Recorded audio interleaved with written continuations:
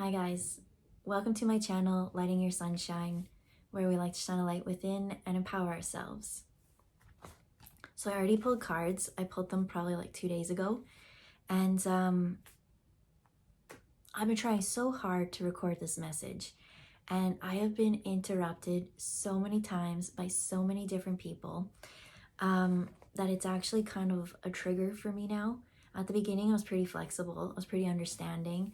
But one of my triggers is, it's probably lots of people's triggers, but you would think that I would love spontaneity and those kind of things. But when it comes to like guests and visitors, like I do not want any unwelcome guests.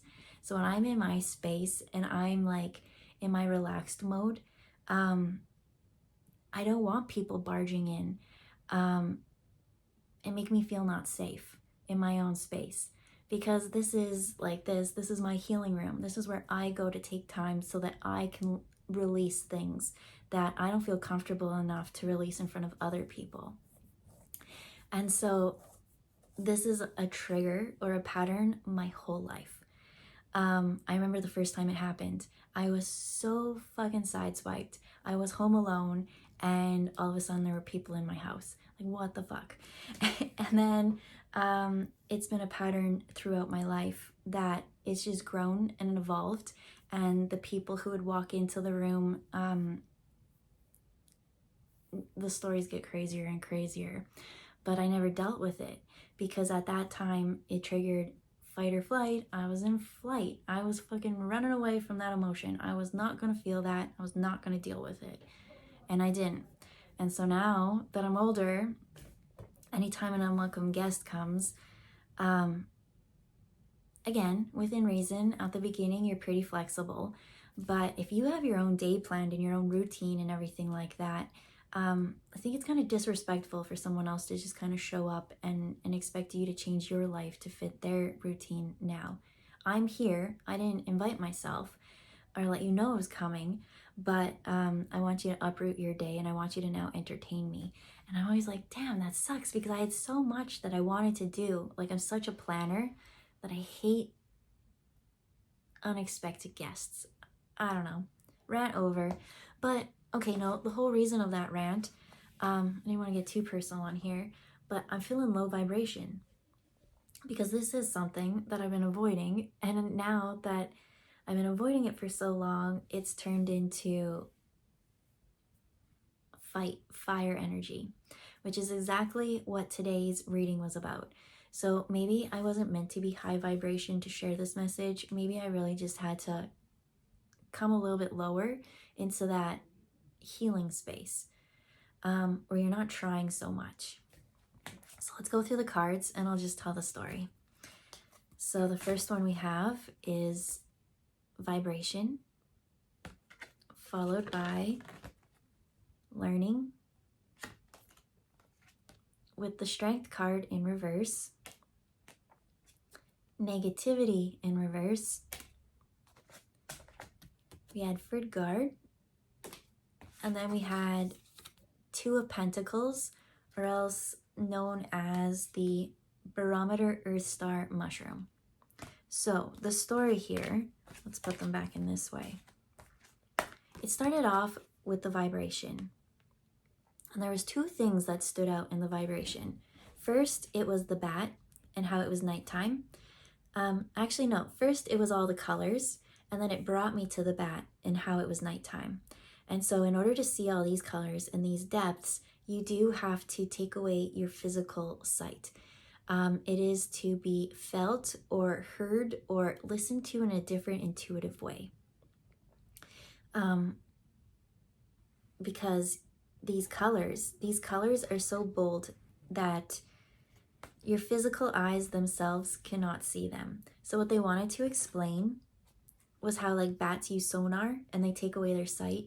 So my guides have been asking me, they're like, you have 5 physical senses, you have 5 psychic senses. If you had to give up one of your physical senses, which would you give up? And I've been thinking about this for years because they always ask me this.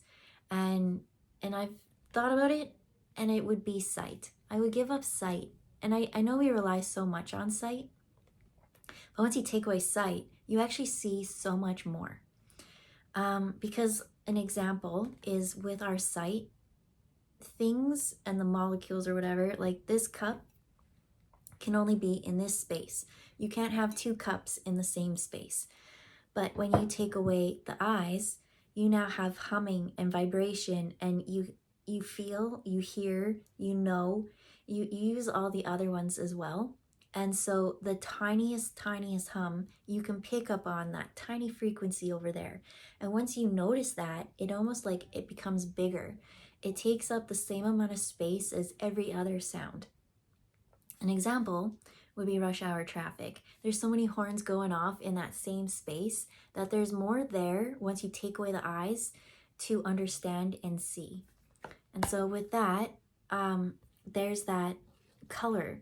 And so right here, they kept taking me to this wing, and they said that this wing is where someone got stabbed in the back. That's where that pain, and so with that pain, we don't really want to experience pain. We want to avoid pain, right? We want to be happy. I want to be that high vibration when I tell you this message. But I am feeling very tired and low. It is what it is. And it's not to say that one's better than the other, that there's just things in this lower vibration to tap into and feel. And that's what all these colors and kaleidoscope is.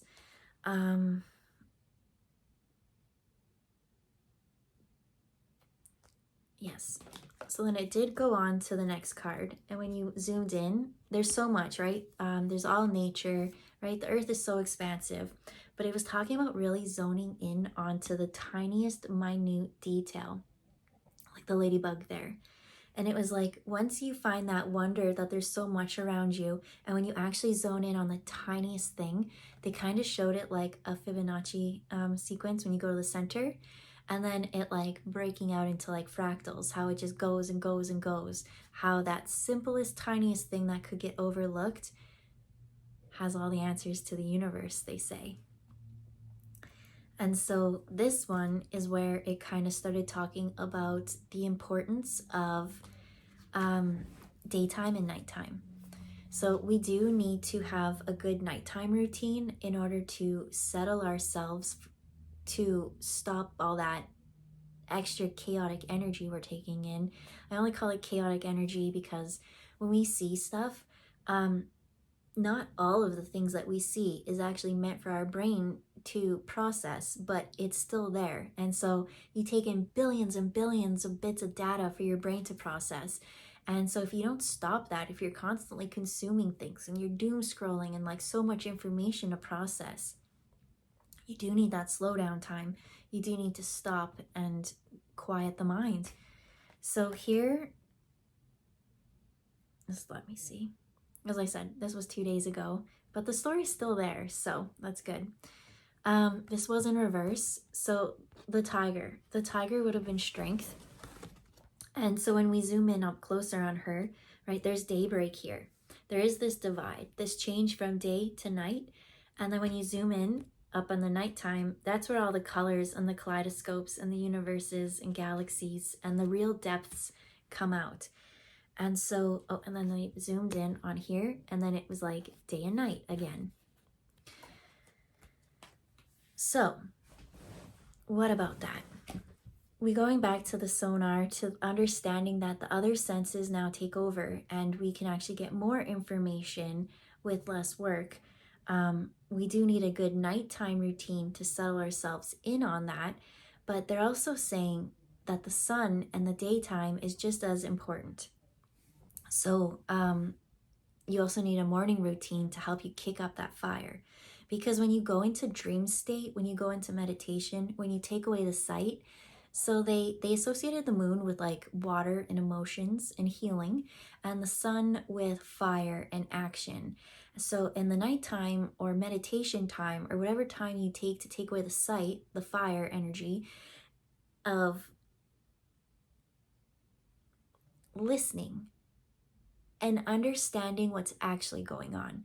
Because in the wings, there was that wound that was so deep that you can't see it in the daytime. Only this wound and all these colors can be seen in nighttime when you take away your physical eyes. And so they're saying that the sun is important. Oh, yeah. So you do your healing, you find that place, you see these colors, and these colors are only there because you've experienced pain. And it is that understanding that there is a little bit of beauty in pain that will never be seen in the daytime. But the daytime has its purpose because now that you've seen it, you've assessed the situation. Well, the daytime is for you to go out there and take action, right? We do like our doom scrolling. We do like to go, go, go, go. And that's kind of what daytime is for as well. So if you're finding that your nighttime and your daytime routines aren't quite as balanced, that you're more of one than the other, that's not a good equal exchange for helping heal this deep wound of the stab in the back. So for the sun, it's like a ladder. So you go into your subconscious and you check all those things within you, and you've made a plan now. And now in the daytime, it's like you're going to the hardware store and you're going to build a ladder, a metaphorical ladder to help you get out, right? You're going to get the wood and you're going to get the nails and the hammer and, step by step. Physically go out there and make your healing, make your dreams come true. But if you are doing only that, you're going to go out there, I'm going to heal, but I never actually stop to rest. That's a problem. So here's that negativity card. And so obviously you zone in on her and she's resting. And then even when you zoom in even more, like everyone's resting. So they are saying at nighttime to have that routine to go into the healing and the releasing and the understanding and processing, to have that good morning routine so that you start that fire and excel your day to go and build that ladder. But in the daytime as well, because again, you're seeing so much around you and your brain doesn't really need to see all this, but it still needs to process it. So naps and meditating or whatever it is that can just help you settle and feel, because we get really buzzy in the daytime. Was there anything else on this card that nope, that went into it.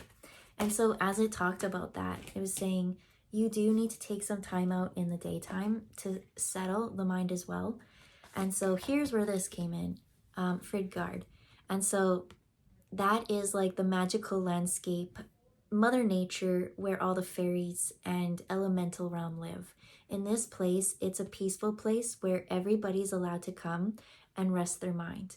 And so that's the important thing, is that there is a point in the day and all night where you do need to let your mind settle. Has your mind been going out of control? Trying to fill the void, they say, because there's that hole. So you can't fill that. The only way that you can fill it is by healing it. And healing it is healing waters. So nature.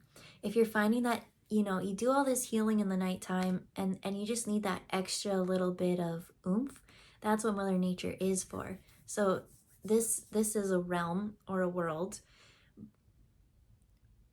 that the Vikings took as sacred.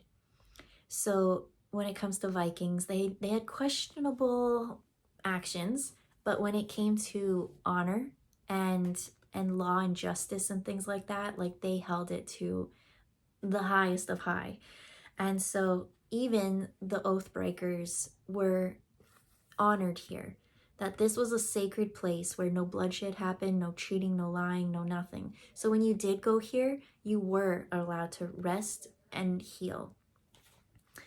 And so now that I'm doing that and making this video, and saying that I don't feel safe in my place when people keep bombarding me, I do have a little bit of reflection to do on this Fidgard and the mind. So the last one that came out was the Two of Pentacles, and it is the barometer Earth Star. And so you see this little mushroom here. Two of Pentacles, this was in reverse. Two of Pentacles is that perfect balance. See, it's balancing the money and everything is great. The reason why this mushroom is very good at balancing things is because of this white sac here. So whenever the weather changes and things become more humid, or if they become dry, if the environment's more humid, it will open itself up to pull in the humidity to help with the spores and everything. And then on very dry environments, it closes it back up, seals it, protects it until it's ready to do whatever it wants to do. But this was in reverse, so it's not in balance. And so what was that? Two of Pentacles was overcommitting. And so here's that balance of that sun and that moon again. Where in your life have you overcommitted? Where are you overgiving to others? Where maybe you could take that time. I'm almost seeing like, I'm seeing someone have such a busy schedule that they have such a minimal time frame to themselves. And even in that time frame, they go and like fill that up with caring for people, volunteering, just filling it up, right, with activities, something, maybe taking care of others' needs over your own. And so Spirit's saying for this one, a need to bring yourself in it as well. You really do need the healing waters of this safe space for your mind to let go and see all these beautiful colors that came from this wound. You can't see it in the daytime. Again, the daytime is fire, and the only thing that's going to soothe this is that emotional healing. In the dark means going within. As within, as above, so below. So if you work on below, the above will change. So it's now taking these magical colors and bringing it to the universe to paint your paintbrush during the daytime. So in the nighttime you go, you see all these beautiful colors. You learn about it, right? You discover that even the tiniest vibration, and that's what it is. It's like when you're sitting there, it's almost like the do, do, do, like that tiniest thing when you actually go and do the healing, whatever. But in the daytime now, go and look at what that is, because 100%, they're telling me you overlook it every time because it is so tiny that your eyes are picking up on the bigger, grander things. So we need to build that strength between reflecting and then actively pursuing. There is a nice balance between the both of them that needs to happen. You can't have just one. You can't, right? We can't all just kind of go within and be introverts and never come back. We do have to connect with everyone. But if we're not actually doing those inner reflections and we actually do come out to society, are we bringing much value? That's a good question. So reflection and inspired action. It's so important to have that healthy boundary of the both. And by doing that, you wake up excited. You're like, yes, I know exactly what I want to do because I've settled all these negative thoughts within me. I went within and built a new strength. With that strength, I learned that the tiniest thing can grow into this beautiful, magical abundance. That colors and tastes and things that I've overlooked in this world, that I just have to stop and take a deeper look. And that's what fractals kind of are. It's like we think that this is all that there is, and then it zooms out and it's like, oh, that's just one tiny thing in a bigger thing, like, keep reflecting and keep growing. They keep showing me the ladder. There's a significance to this ladder. They keep saying that we keep taking the ladder and we want it to be straight up. But in fact, the ladder goes across. It's almost like monkey bars, they say. It's like getting you from one moment to the next moment and learning to enjoy the swing as you go. because it's a pendulum, they say. It's not a ladder, but each swing kind of gets you a little higher. Maybe takes you a little lower, but then again, it will go. Not true in real science fashion, really have those balls. It will always stay until it stops. But in this situation, they're saying it will pick up momentum. So I think we'll leave it there. I hope you guys have a good day, and we'll see you next time. Bye, guys.